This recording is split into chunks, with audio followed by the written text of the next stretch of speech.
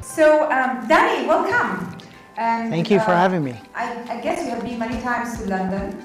Yeah. But how London is treating you? How are you feeling in London? Really well. I don't know if you guys know this or not, but the heart chakra of the world is here just 3 hours away from London. Did you guys know that? Wow, you see, we have some people in the room who really know what is going on, right? Yeah, and so my fiance was pregnant with our little girl, and we had every intention of her being born in Austin.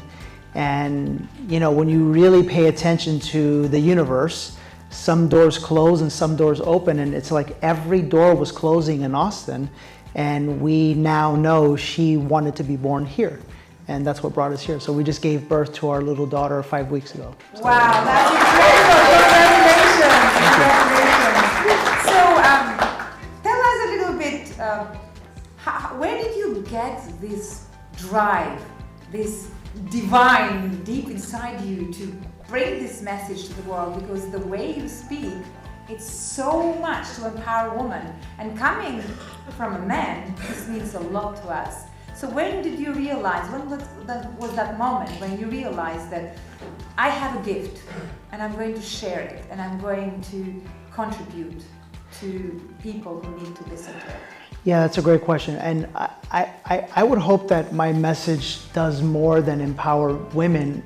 It's meant to empower the heart, because the heart is feminine. And all of us, whether we're men or women, are both masculine and feminine. And the way my journey started was I was doing great in business. We had built a massive company in California. I was at that time 10, 11 years married, and my mother passed away. And when my mother passed away, I started to ask myself some really difficult questions in life. Mainly, the one question that I was the most afraid to ask. And sometimes we're afraid to ask ourselves difficult questions because we already know the answer and we're afraid of the answer, you know? And the question that I was afraid to ask is, are you happy? Because I had everything on the outside world, right? I had the big car, the big house, the big business, a nice place in society, a beautiful wife, three boys. But I was afraid to look in the mirror, you know? I would have awkward moments with myself where I would go to look in the mirror and I would like look away. This message is exactly what inspired my partner Ian, in fact, to build the Global Men Club, because he was in that place where he felt like something is missing here. Do you think there are many men who are in that place today who are really driven at the beginning just to build wealth, to build a business, to look great, to provide for the family? And what happens is the moment that we're born, we get detached from that piece and we spend our entire lives looking for that piece. Well, when you look at it, the world tells you that you will find that peace, that happiness, that love, that abundance in the outside world, whether it's the way that you look or the way that you're perceived or how many followers you have or how much money you make or how successful you are.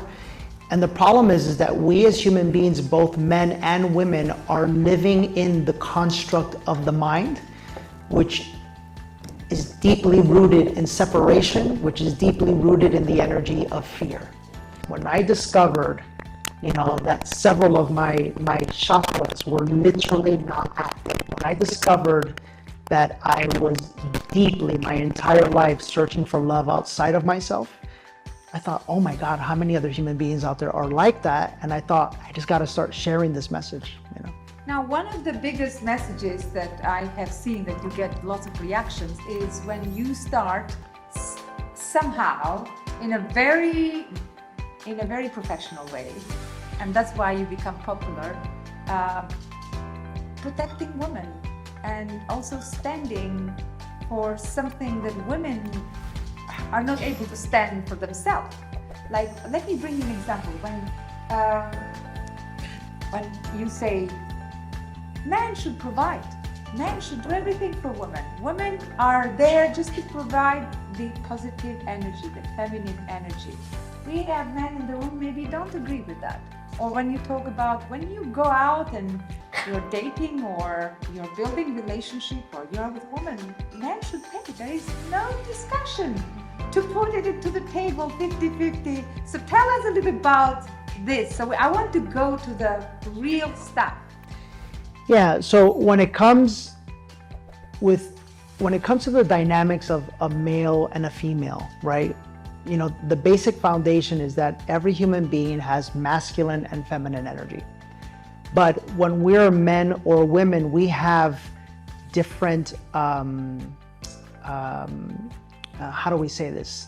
Different focuses and different needs, right? And the problem is that today in society, you know, the television and the powers that be are trying to get us very, very confused about what our roles are. They're trying to cause more women to be more like men, and they're trying to cause more men to be more like women. And the reason why they're trying to do this is because it causes confusion within the heart and soul.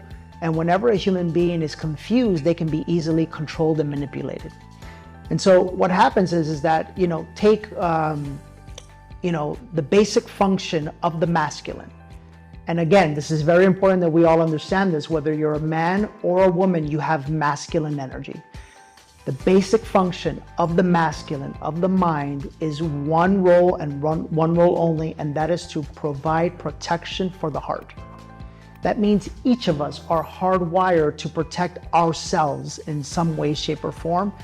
But then in relationship, the masculine is there to protect and provide that protection for that woman, because the woman only opens up and drops into her feminine energy when she feels absolutely safe and secure.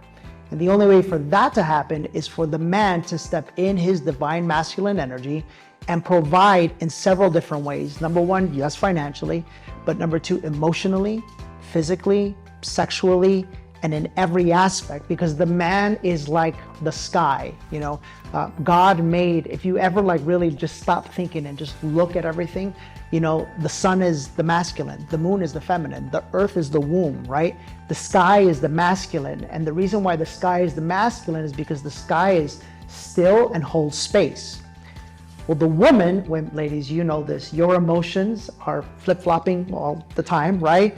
And this is a good thing. The problem is that women have been taught that it is not safe or it is not good to tap into their emotions, right? And so they feel something, but they're on a mission, they're on a purpose, they have to go accomplish it, and they don't ever allow themselves the time to like really understand why they're feeling the way they're feeling. And then men nowadays— Why are they feeling the way I'm feeling?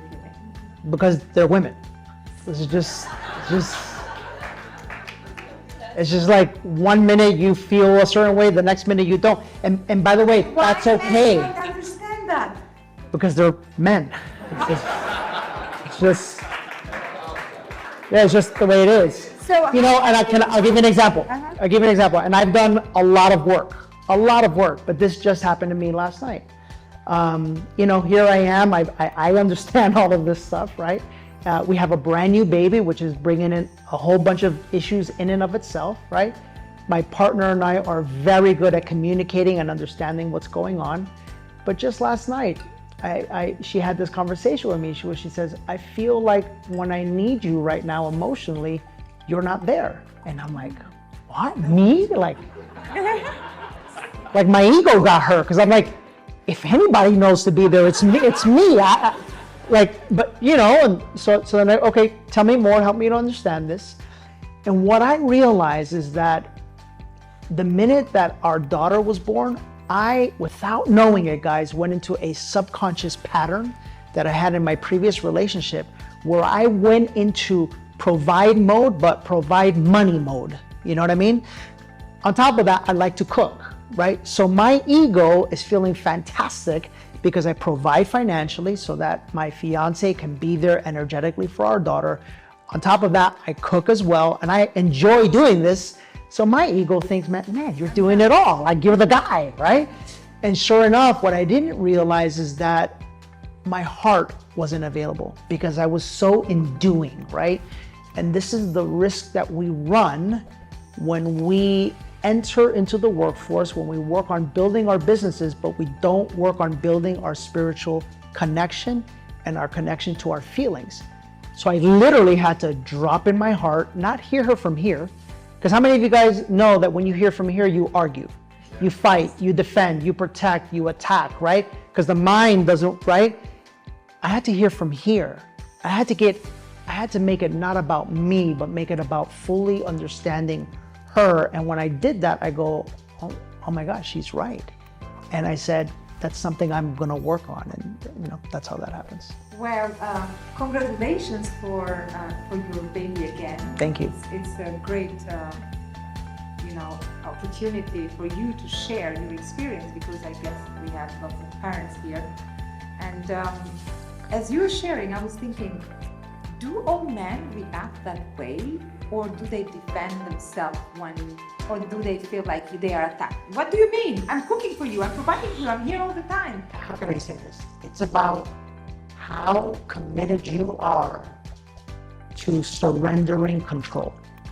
How committed you are to connecting to your heart, right? How committed you are, and the only way that you can connect to your heart, picture life and all of us as human beings as like an onion, right?